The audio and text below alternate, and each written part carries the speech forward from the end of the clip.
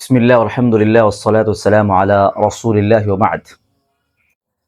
সম্মানিত দর্শক শ্রোতা মণ্ডলী, ইসলামের একটা গুরুত্বপূর্ণ বিধান হলো হজ। হজের মৌসুম বা মাস এখন চলমান রয়েছে। আমরা লক্ষ্য করছি একটা বিষয় যে প্রতি বছর সৌদি সরকার বাংলাদেশ সহ বিভিন্ন দেশগুলোতে তারা একটা কোটা দিয়ে থাকে যে এই পরিমাণ হাজি সেই দেশ থেকে যেতে পারবে।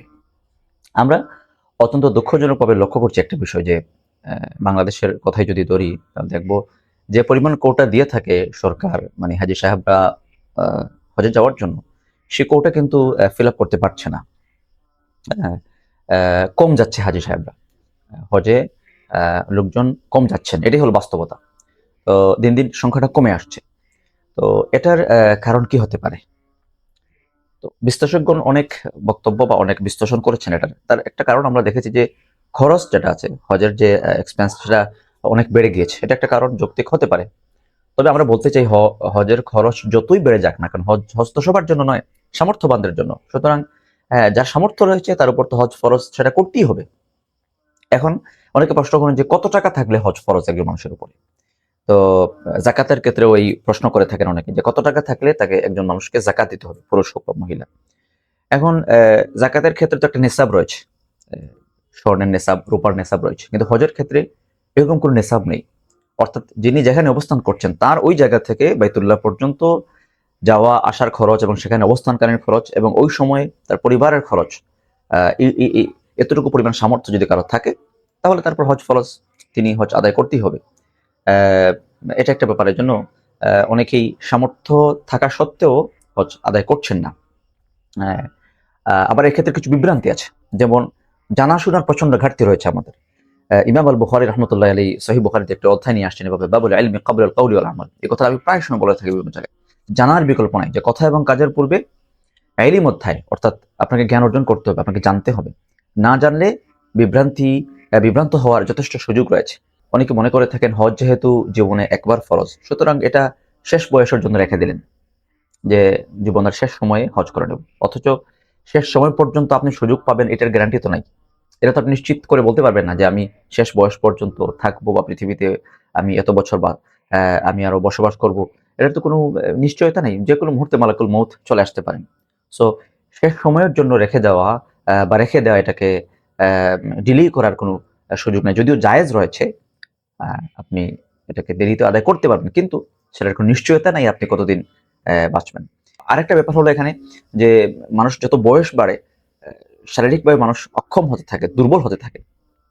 তো শরীর যখন দুর্বল হয়ে যায়, হজের অনেকগুলো বিধান রয়েছে, সেখানে শারীরিকভাবে সামর্থ্যের ব্যাপার রয়েছে। যেমন সাফা মারওয়া আপনাকে সাই করতে হবে, তাওয়াফ করতে হবে, ওকুফে আর আরাফাতে অবস্থান করতে হবে। তো এগুলোতে প্রচন্ড শক্তির প্রয়োজন, শরীরের শক্তির প্রয়োজন।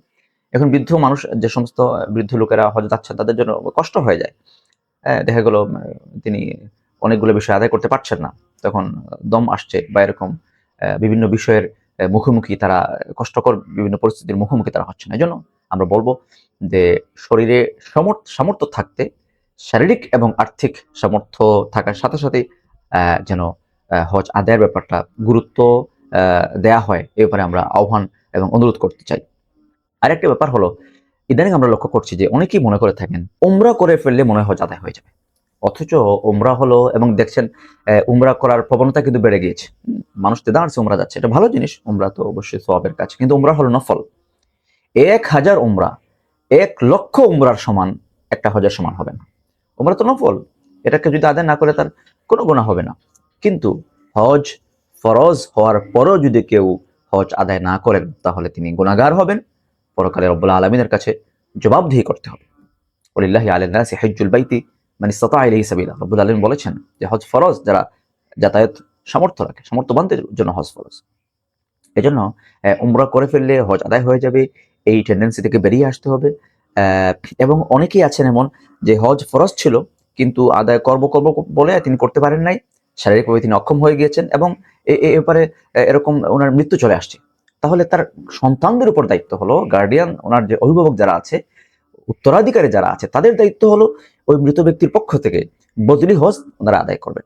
যদি আদায় না করেন তাহলে তো গুনাহগার হবেন। এটা তো ওনার ফরজ ছিল, ফরজ তিনি রেখে ইন্তেকাল করেছেন। সুতরাং তার সম্পদ থেকে অথবা অন্য যেভাবেই হোক তার পক্ষ থেকে বদলি হজ আদায় করতে হবে।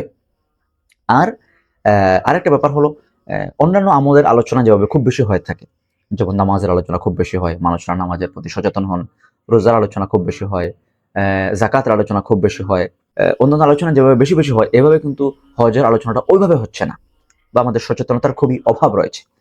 হ্যাঁ, শুধুমাত্র ট্রাভেল ব্যবসায়ী যারা আছেন তারা হয়তো হজের আলোচনা বিভিন্ন সময় করছেন।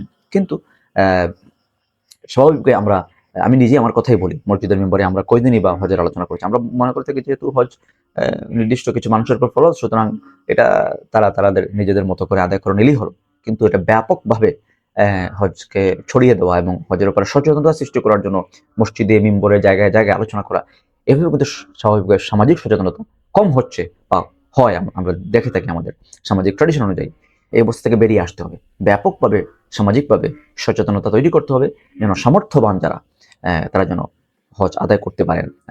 এবং রব্বুল আলমিন এর সর্বশেষ তৌফিক প্রয়োজন। আল্লাহ রব্বুল আলমীর কাছে আমরা দোয়া করি, যারা হজে গেলেন এবং যারা যাবেন এবছর, আল্লাহ তালা সবার হজকে হজের কবুল করেন এবং আমাদের সবাইকে যেন আল্লাহ রব্বুল আলমিন মকবুল হজ নসিব করেন। আমরা সবাই যেন বারবার আমরা বাইতুল্লাহ আল্লাহর দরবারে হজের জন্য আমরা যাইতে পারি। আল্লাহ রাব্বুল আলামিন যেন আমাদের সবাইকে ওইভাবে বুঝার এবং আমল করার জন্য আল্লাহ আমাদেরকে তৌফিক দান করেন। হাদা ওয়া সাল্লাল্লাহু আলা মুহাম্মদ ওয়া আলা আলিহি ওয়া আসহাবিহি ওয়া বারিক ওয়া সাল্লাম।